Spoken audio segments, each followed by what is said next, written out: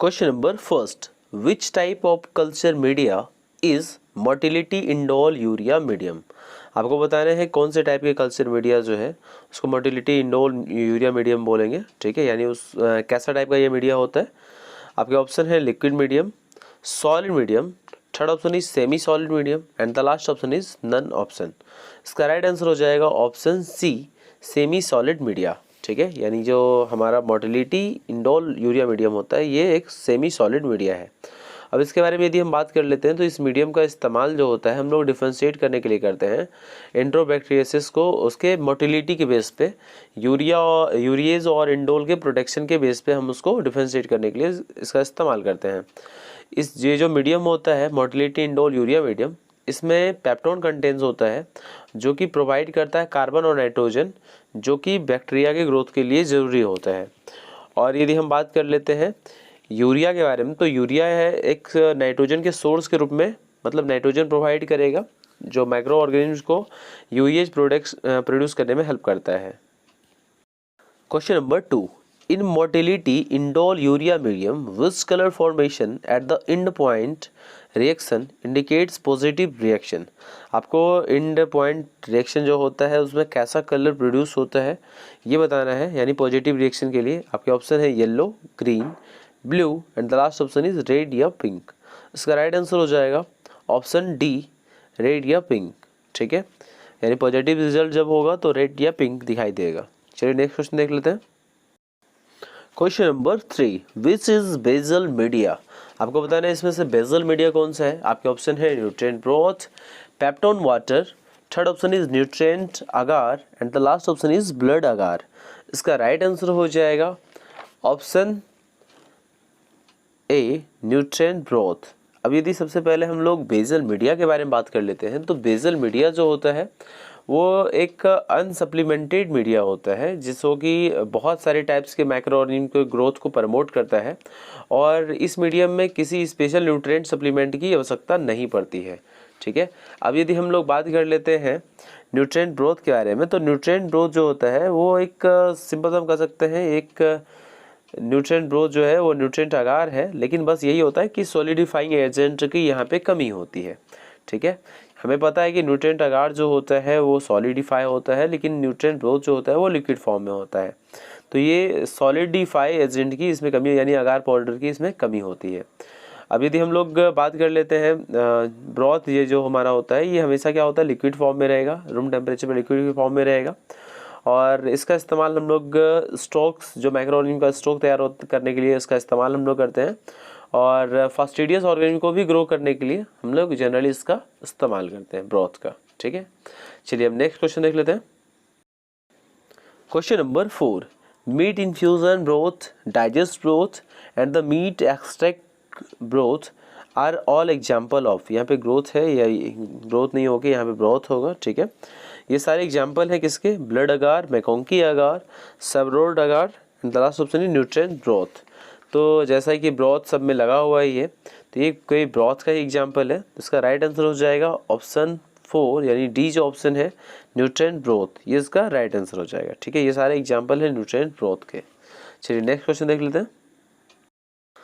Question number 5, peptone water is use for the production of. Peptone water का इस्तेमाल हम लोग किसके प्रोडक्शन के लिए करते हैं। आपके ऑप्शन है indole, gelatin media, third option is both A and B and the last option is none option. इसका राइट आंसर हो जाएगा ऑप्शन ए, इंडोल। यानी इंडोल के प्रोडक्शन के लिए हम लोग पेप्टोन वाटर का इस्तेमाल करते हैं। चलिए नेक्स्ट क्वेश्चन देखते हैं। Question number 6, which selective blood agar is used for Streptococcus pyogenes. आपको बताना है कि कौन सा सेलेक्टिव ब्लड अगार का इस्तेमाल हम लोग स्ट्रेप्टोकोकस पायोजेंस के लिए करते हैं। आपके ऑप्शन है blood agar, gentamicin blood agar, third option is methylene blue blood agar and the last option is all option. इसका राइट आंसर हो जाएगा option B, gentamicin blood agar, ठीक है। जेंटामाइसिन ब्लड अगार का इस्तेमाल हम लोग एक एज ए सेलेक्टिव ब्लड अगार के रूप में हम लोग करते हैं, किसके लिए, तो स्ट्रेप्टोकोकस पायोजेंस के लिए, ठीक है। चलिए नेक्स्ट क्वेश्चन देखते हैं। Question number 7, in the blood agar final concentration of blood is about. तो आपको ब्लड अगार में बताना है कि फाइनल कॉन्सेंट्रेशन जो होता है ब्लड का वो कितना होता है। आपके ऑप्शन है 1%, 3%, 5% and the last option is 10%। इसका राइट आंसर हो जाएगा ऑप्शन सी 5%, यानी जो फाइनल कॉन्सेंट्रेशन होता है ब्लड का ब्लड अगार में वो कितना होता है, तो 5% होता है। चलिए नेक्स्ट क्वेश्चन देखते हैं। Question number 8, in which medium the concentration of serum is about 5%। आपको बताना है कौन से मीडियम में जो कॉन्सेंट्रेशन होता है सीरम का वो लगभग 5% होता है। तो आपको यहाँ पे जो ऑप्शन दिए गए हैं ब्लड अगार हैं, chocolate agar, MacConkey agar and the last option is serum agar. जैसा नाम से पता चल रहा है, क्वेश्चन में स्पष्ट क्वेश्चन को पढ़ने से पता चल जाएगा कि सीरम अगार है, तो सीरम जो होगा 5% किस में होगा, तो सीरम अगार में होगा। यानी इसका ऑप्शन डी जो है उसका राइट आंसर हो जाएगा। यानी सीरम अगार में जो सीरम की कॉन्सेंट्रेशन होती है वो कितनी होती है, लगभग 5%। ठीक है, चलिए नेक्स्ट क्वेश्चन देखते हैं। Question number 9, cooked meet medium is dash type of medium for rapid growth and maintenance of anaerobes. आपको बताना है कुक्ड मीट मीडियम किस टाइप का मीडियम है। तो आपके ऑप्शन है यहाँ पे selective medium, enriched medium, enrichment medium and the last option is indicated medium. इसका राइट आंसर हो जाएगा ऑप्शन सी इनरिचमेंट मीडियम। ठीक है, यानी ये जो हमारा कुक्ड मीट मीडियम है वो कैसा है मीडियम, तो इनरिचमेंट मीडिया है। ठीक है, इसका इस्तेमाल हम लोग करते हैं एनारोब्स को रैपिडली ग्रोथ करवाने के लिए, इसका इस्तेमाल किया जाता है। चलिए नेक्स्ट क्वेश्चन देखते हैं। Question number 10, which is the main reducing substance in thioglycolate broth. Thioglycolate broth में मेन रिड्यूसिंग सब्सटेंस कौन सा है। आपके ऑप्शन है glucose, maltose, sodium and the last option is sulphur. इसका राइट आंसर हो जाएगा ऑप्शन ए ग्लूकोज। यानी ग्लूकोज जो है ये मेन रिड्यूसिंग सब्सटेंस है किसमें, थायोग्लाइकोलेट ब्रोथ में। अब हम लोग बात कर लेते हैं थायोग्लाइकोलेट ब्रोथ के बारे में। तो थायोग्लाइकोलेट ब्रोथ जो होता है इसका इस्तेमाल हम लोग करते हैं वेरियस बैक्टीरिया जो कि ऑक्सीजन के ऊपर बेस्ड होता है। ठीक है, उस बैक्टीरिया के करैक्टरिस्टिक्स को हम लोग पता लगाने के लिए हम इसका इस्तेमाल करते हैं। यदि हम ऐसा कर सकते हैं कि जो एनारोब बैक्टीरिया जो पाए जाते हैं, जैसे ब्लड में जो एनारोब्स होंगे बैक्टीरिया, तो उसको स्ट्रिक्टली मतलब आइसोलेट करने के लिए हम इस मीडियम का इस्तेमाल कर सकते हैं। यदि ऐसा लगता है किसी कंडीशन में कि सस्पेक्टेड होगा कोई एनारोबिक इन्फेक्शन सस्पेक्टेड होगा, तो उस कंडीशन में हम लोग थायोग्लाइकोलेट मीडियम का इस्तेमाल करते हैं उस एनारोबिक जो बैक्टीरिया होते हैं उसको आइसोलेट करने के लिए। क्वेश्चन नंबर 11, इन thioglycolate broth थायोग्लाइकोलेट maintenance dash condition. अभी आपको मैंने पिछले क्वेश्चन नंबर 10 में आपको बताया था थायोग्लाइकोलेट के लिए कि ये एनारोब बैक्टीरिया को आइसोलेट करने के लिए इसका इस्तेमाल करते हैं। तो ये कैसे कंडीशन को मेंटेन करता है, तो इससे आपको पता चल ही गया होगा कि कैसे कंडीशन को मेंटेन करेगा। आपके ऑप्शन है aerobic, second option is anaerobic, third option is style and the last option is none option. इसका राइट आंसर हो जाएगा एनारोबिक। ठीक है, ये एनारोबिक कंडीशन को ये मेंटेन करेगा ताकि जो एनारोबिक बैक्टीरिया हैं वो इजीली ग्रो हो सकें। चलिए नेक्स्ट क्वेश्चन देखते हैं। Question number 12, for which bacteria lactose egg yolk milk medium is used. तो आपको बताना है कि किस बैक्टीरिया को ग्रो करने के लिए हम लोग इस्तेमाल करते हैं लैक्टोज एग योक का इस्तेमाल करते हैं।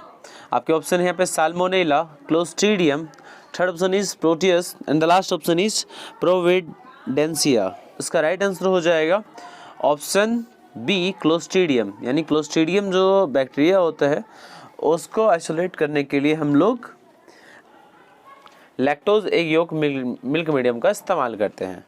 चलिए नेक्स्ट क्वेश्चन देखते हैं। Question number 13, Bordet Gengou method is which type of medium for bordetella species. तो बोर्डेटेला स्पीसीज के लिए जो बॉर्डेड गोंगियो मेथड है ये किस टाइप का मीडियम है, आपको ये पूछा जा रहा है। आपके ऑप्शन है differentiating medium, second option is enriched medium, third option is selective medium and the last option is transport medium. इसका राइट आंसर हो जाएगा ऑप्शन सी सेलेक्टिव मीडियम। एक ये सेलेक्टिव मीडियम है जो कि बोर्डेटेला स्पीसीज को वो आइसोलेट करके आपको यदि इस मीडियम का हम इस्तेमाल करेंगे तो ईजिली हम आइसोलेट कर सकते हैं बोर्डेटेला स्पीसीज को, तो उसके लिए एक सेलेक्टिव मीडियम है ये। ठीक है, चलिए नेक्स्ट क्वेश्चन देखते हैं। Question number 14, charcoal cephalexin blood agar is selective medium for which organism. आपको बताना है चारकोल सिफ्लैक्सिन जो है ये ब्लड अगार जो है इसका मतलब एक सेलेक्टिव मीडियम है, वो किस ऑर्गेनिज्म के लिए सेलेक्टिव मीडियम है। आपके ऑप्शन है यहाँ पे campylobacter, bordetella, pertussis and the last option is mycobacterium. इसका राइट आंसर हो जाएगा ऑप्शन बी बोर्डेटेला। ये बोर्डेटेला पर्टुसिस जो होता है उसके लिए एक सेलेक्टिव मीडियम है, ठीक है। तो यदि हम बात कर लेते हैं इस मीडियम के बारे में बात करते हैं तो ये एक सॉलिड मीडियम है, ठीक है। और मेनली इसमें बीफ एक्सट्रैक्ट, पेप्टोन और निकोटिनिक एसिड होता है जो कि प्रोवाइड करता है एसेंशियल न्यूट्रिएंट्स। किसको? तो बोर्डेटेला स्पीसीज सब्सटीट्यूट्स को ग्रो करने के लिए जो न्यूट्रिएंट्स चाहिए, एसेंशियल न्यूट्रिएंट्स, ये जिससे इसको मिल जाएगा। बीफ एक्सट्रैक्ट से, पेप्टोन से, निकोटिनिक एसिड से, इन सब से इसको जो एसेंशियल न्यूट्रिएंट्स चाहिए वो इससे इजीली मिल जाएगा ग्रो करने के लिए, ठीक है। तो इस कारण से इसको हम सेलेक्टिव मीडियम बोल सकते हैं। किसके लिए? तो बोर्डेटेला के लिए। चलिए नेक्स्ट क्वेश्चन देखते हैं। Question number 15, serum dextrose agar is which type of medium for Brucella species. तो ब्रुसेला स्पीसीज के लिए जो सीरम डेक्स्ट्रोज अगार होता है वो किस टाइप का मीडियम है, आपको ये पूछा जा रहा है। आपके ऑप्शन है enriched medium, selective medium, third option is indicated medium and the last option is entertainment medium. इसका राइट आंसर हो जाएगा ऑप्शन ए इनरिच्ड मीडियम। यानी ये जो हमारा सीरम डेक्स्ट्रोज अगार जो है ये ब्रुसेला स्पीसीज के लिए एक इनरिच्ड मीडियम है, ठीक है। चलिए नेक्स्ट क्वेश्चन देखते हैं। Question number 16, which selective medium is used for isolation of Corynebacterium diphtheriae. तो आपको बताना है कि कौन से सेलेक्टिव मीडियम का इस्तेमाल हम लोग कॉर्निबैक्टीरियम डिप्थेरी को आइसोलेट करने के लिए करते हैं। आपके ऑप्शन है यहाँ पे MacConkey agar, B option is blood agar, C option is wells medium और थर्ड जो हमारा लास्ट ऑप्शन है एलेक्स मीडियम। इसका राइट आंसर हो जाएगा ऑप्शन सी वेलिज। जो वेलिज मीडियम जो है ये इसका इस्तेमाल हम लोग करते हैं आइसोलेट करने के लिए कॉर्निबैक्टीरियम डिप्थेरी को, ठीक है। क्योंकि जो वेलिज मीडियम जो होता है ये हाईली सेलेक्टिव मीडियम है और ये हम लोग डिफरेंशिएट करने के लिए भी करते हैं। जो कॉर्निबैक्टीरियम डिप्थेरी के टाइप्स होते हैं उसको डिफरेंशिएट करने के लिए भी हम इस मीडियम का इस्तेमाल करते हैं। तो वेल्स मीडियम के बारे में यदि पूछा जाता है तो आपको बताना है कि ये कॉर्निबैक्टीरियम डिप्थेरी को आइसोलेट करने के लिए या डिफरेंशिएट करने के लिए हम इस मीडियम का इस्तेमाल करते हैं। Question number 17, which is a differential selective medium for the isolation of shigella and salmonella species. आपको बताना है कि कौन से डिफरेंशियल सेलेक्टिव मीडियम है इसका इस्तेमाल हम लोग करते हैं सीजेला और साल्मोनेला स्पीसीज को आइसोलेट करने के लिए। आपके ऑप्शन है यहाँ पे selenite F broth, second option is blood agar, third option is Hektoen enteric agar and the last option is none option. तो इसका राइट आंसर हो जाएगा ऑप्शन सी हेक्टोन इंट्रिक अगार। तो हेक्टोन इंट्रिक अगार के बारे में बात कर लेते हैं। तो ये एक क्या है, अब एक सेलेक्टिव और डिफरेंशियल अगार मीडियम है, ठीक है। इसका इस्तेमाल हम लोग करते हैं सीजेला और साल्मोनेला को आइसोलेट करने के लिए। ये जो HEA है यानी हेक्टोन इंट्रिक अगार, ये मतलब इसमें कुछ इंडिकेटर्स भी कंटेन ये करते हैं जो कि लैक्टोज फर्मेंटेशन और हाइड्रोजन सल्फाइड प्रोडक्शन को भी ये इंडिकेट करते हैं, ठीक है। और ये जो हेक्टोन आपको जो दिख रहा है अगार, ये एक इंस्टीट्यूट है हेक्टोन इंस्टीट्यूट शिकागो में, उसके ही नाम पे इसका नाम पड़ा है क्योंकि वहाँ के रिसर्चर्स के द्वारा ही इस अगार को डेवलप किया गया है। तो चलिए अब नेक्स्ट क्वेश्चन देख लेते हैं। Question number 18, which medium is used for the production of chlamydospores by candida albicans. आपको बताना है किस मीडियम का इस्तेमाल करते हैं हम लोग प्रोडक्शन के लिए, क्लेमेडोस्पोर के प्रोडक्शन के लिए जो कैंडिडा अल्बिकन्स के द्वारा प्रोडक्शन किया जाता है। आपके ऑप्शन है corn meal agar, tomato juice agar, third option is Levinthal agar and the last option is chocolate agar. इसका राइट आंसर हो जाएगा ऑप्शन ए कॉर्न मील अगार। तो कॉर्न मील अगार जो है इसका इस्तेमाल हम लोग करते हैं क्लेमेडोस्पोर को प्रोडक्शन के लिए इसका इस्तेमाल करते हैं। जो क्लेमेडोस्पोर जो होता है कैंडिडा अल्बिकन्स के द्वारा प्रोड्यूस किया जाता है।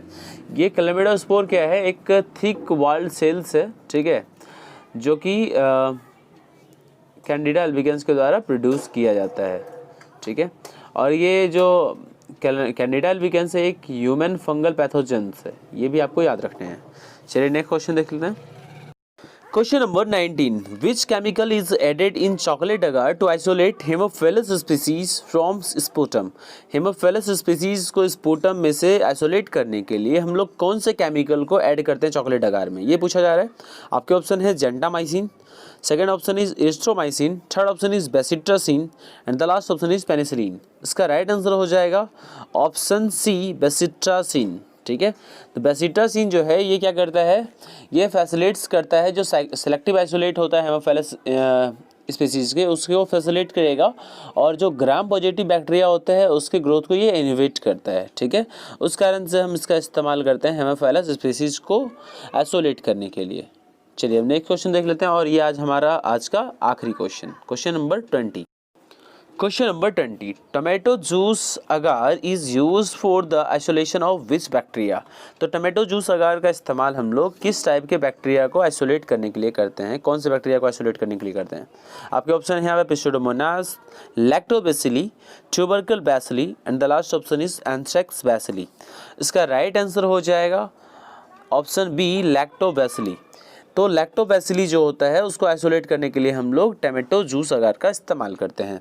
अब यदि हम लोग टोमेटो जूस अगार के बारे में बात करें तो ये एक एसिडिक इन्वायरमेंट प्रोवाइड करता है और साथ में ये समझ सकते हैं कार्बन और एसेंशियल जो न्यूट्रिएंट्स है उसके सोर्स के रूप में भी काम करता है। ठीक है, जो कि लैक्टोबैसिलस जैसे बैक्टीरिया को ग्रो करने के लिए ज़रूरी होते हैं।